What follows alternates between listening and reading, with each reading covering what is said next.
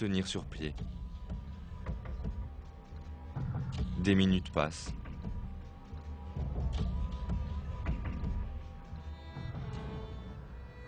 La situation semble sans espoir pour le buffle exténué. Les lions attendent toujours en embuscade. Le croyant mort, les quelques derniers buffles restants commencent à s'éloigner.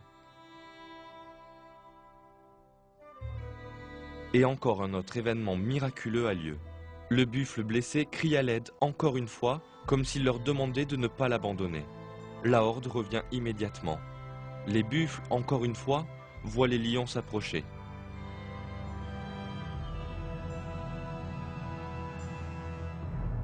Avec un dernier effort, le vieux buffle se tient sur ses pieds. Et se mêlant à ses sauveurs, les lions ne peuvent plus le distinguer.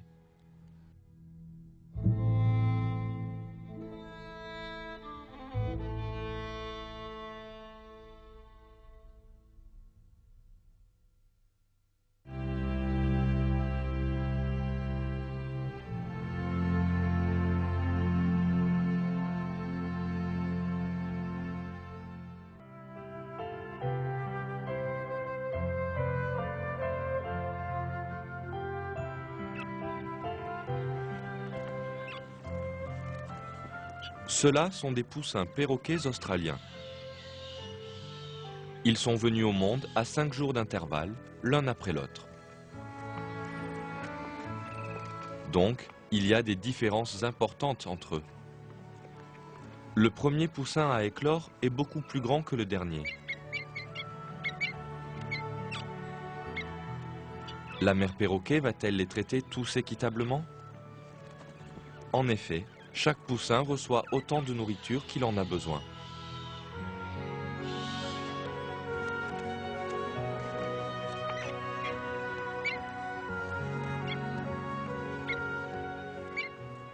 Dix jours plus tard, le poussin le plus vieux est toujours plus grand que les autres. Pourtant, il partage miraculeusement sa nourriture avec le frère le plus petit et le plus faible, l'alimentant avec son propre bec.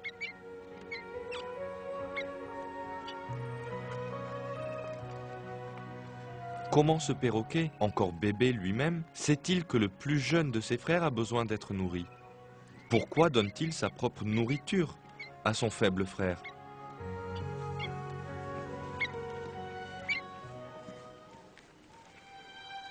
Les adeptes du darwinisme ne peuvent jamais répondre à cette question.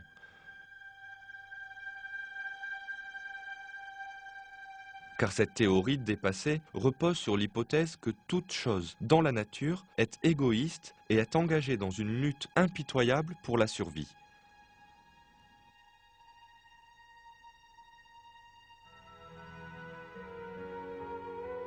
Pourtant, comme nous l'avons vu, même un poussin minuscule partage sa nourriture avec ses petits frères sans défense quand c'est nécessaire. Tous les poussins deviennent forts et acquièrent une bonne santé grâce au sentiment de partage et de solidarité que Dieu leur a inspiré.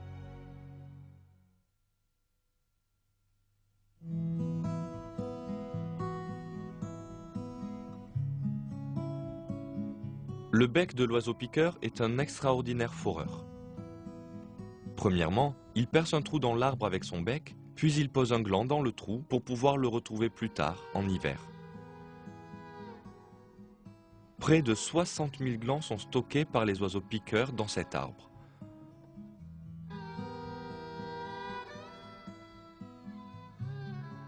Ce n'est point tâche facile de percer 60 000 trous dans l'écorce d'un arbre.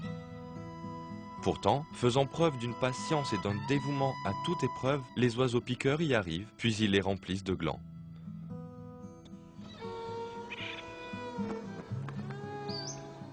Leur objectif est d'être capables de nourrir leur famille durant les rudes journées d'hiver.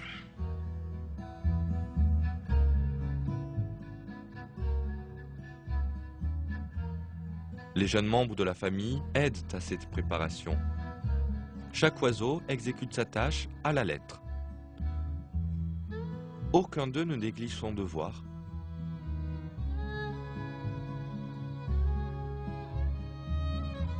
Dans une démonstration de parfaite coopération et solidarité, la famille des oiseaux piqueurs prépare les dures journées d'hiver.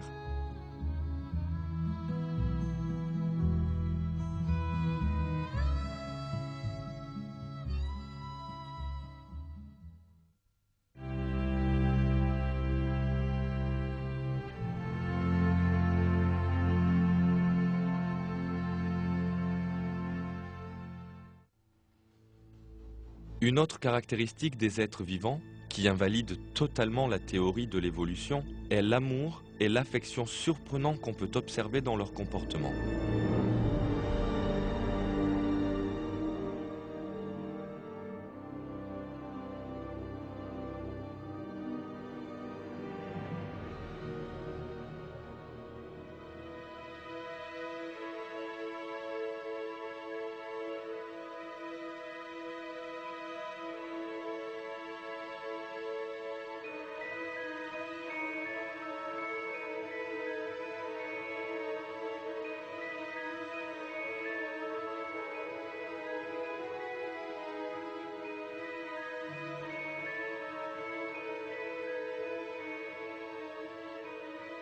Cet oiseau splendidement coloré et orné d'une crête, en l'occurrence, pense très clairement et prudemment à la manière de satisfaire sa compagne.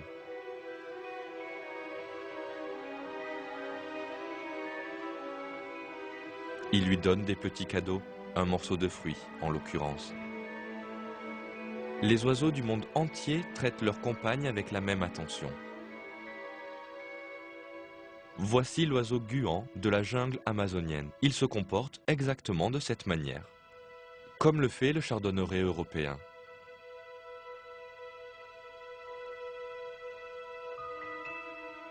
Les oiseaux marins aiment le poisson, bien entendu.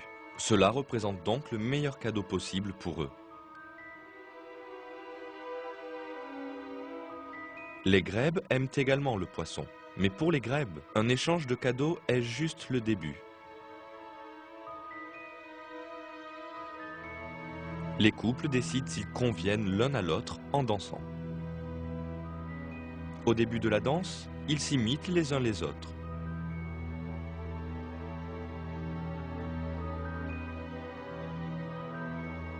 Pour mieux se connaître, ils procèdent à la deuxième phase de la danse dans une harmonie étonnante.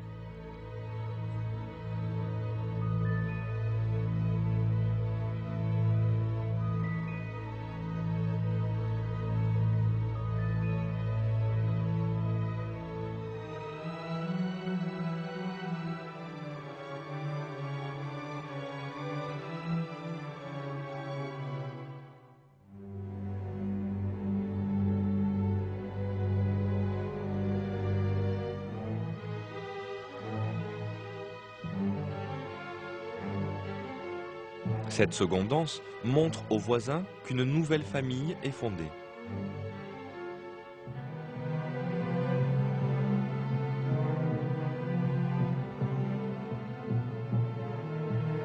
Les présents sont alors donnés une fois la danse terminée.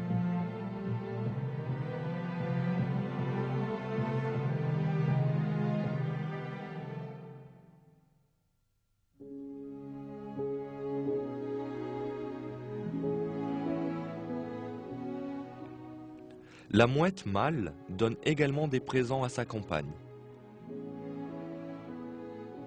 Après la construction de leur nid, le mâle et la femelle commencent à s'occuper l'un de l'autre de la manière la plus attentive.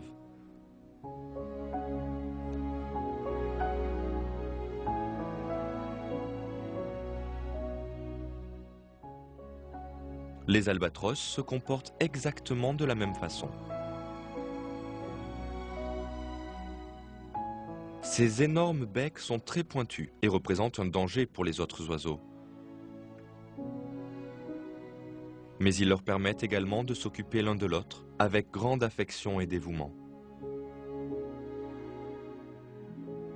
La théorie de l'évolution, qui considère les êtres vivants comme des entités égoïstes et impitoyables ayant émergé du néant par hasard, est incapable d'expliquer cette affection et cette harmonie. Pour nous, cela s'explique par le fait que c'est Dieu qui a créé les êtres vivants, et c'est lui qui leur a insufflé ces sentiments d'affection, de sacrifice et de partage que la théorie de l'évolution ne peut jamais expliquer. Dans un verset du Coran, Dieu nous affirme: à lui tous ceux qui sont dans les cieux et la terre, tous lui sont entièrement soumis.